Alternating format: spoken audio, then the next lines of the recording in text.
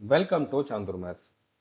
Indian ஆர்மியில் Agniveer and soldier ரெக்ரூட்மெண்ட்டில் கேட்டிருந்த original questions topic wise நம்ம ஒன்றா பார்க்க போகிறோம். இன்றைக்கி நம்ம பார்க்க போகிற கொஷின் பார்த்தீங்கன்னா டிக்ஷனரி ஆர்டர். இந்த கொஷின் பாருங்கள், பின்வரும் சொற்களை அகராதி வரிசையில், அதாவது டிக்ஷனரியில் எந்த ஆர்டரில் இருக்குமோ அந்த ஆர்டரில் அமைத்தால் இரண்டாவது இடத்தில் வரும் சொல் எது? இதில் டிக்ஷனரி ஆர்டரில் ரெண்டாவதாக எந்த லெட்டர் எந்த வேர்டு வரும் அப்படிங்கிறத நம்ம சொல்லணும். ஓகே, இப்போ நீங்கள் ஃபஸ்ட்டு லெட்டர் எல்லாத்துலேயும் பார்த்தீங்க அப்படின்னா சி தான் வந்திருக்கு, ரெண்டாவது லெட்டர் ஓ வந்திருக்கு. ஃபஸ்ட்டு 2 லெட்டர் ஒரே மாதிரி வந்திருக்குது அப்படின்னால அதை வச்சு நம்மளுக்கு எந்த யூஸுமே இல்லை. அப்போ மூணாவது லெட்டரை பார்க்கணும். மூணாவது லெட்டர் பார்த்தீங்கன்னா என் என் என் யூ வந்திருக்கு.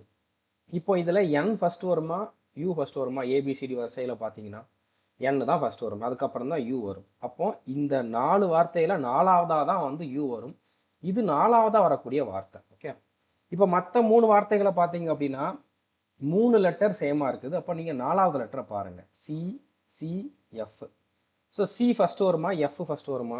சி தான் ஃபஸ்ட்டு வரும், சிக்கு அப்புறம் தான் எஃப் வரும் ஏபிசிடி வரிசையில் பார்த்தீங்கன்னா. அப்போ இது இந்த 3ல் 3வதாக வரும் எஃப் அப்படிங்கிறது. ஸோ அப்போ இது 3வதாக வரக்கூடியது. ஓகே, ஸோ புரிஞ்சுருக்குன்னு நினைக்கிறேன். அடுத்து இந்த 2ல் எது ஃபஸ்ட்டு எது செகண்ட் அப்படின்னு பார்த்துட்டோம்னா நம்மளுக்கு ஆன்சர் வரப்போகுது. இப்போ எல்இ.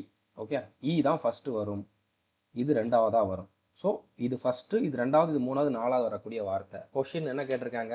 2வதாக வரக்கூடிய வார்த்தை எதுன்னு கேட்டிருக்காங்க. கன்க்ளூஷன் அப்படிங்கிறத ஆன்சர், இதுதான் 2வதாக வரும். இந்த கொஷின் கண்டிப்பாக புரிஞ்சிருக்குன்னு நினைக்கிறேன். இதுக்கான ஆன்சர் என்ன அப்படிங்கிறத கமெண்ட் பண்ணி சொல்லுங்கள். நடுவில் எந்த வார்த்தை வரும் அப்படிங்கிறத கேட்டிருக்காங்க. ஓகே, புரிஞ்சிருக்குன்னு நினைக்கிறேன்.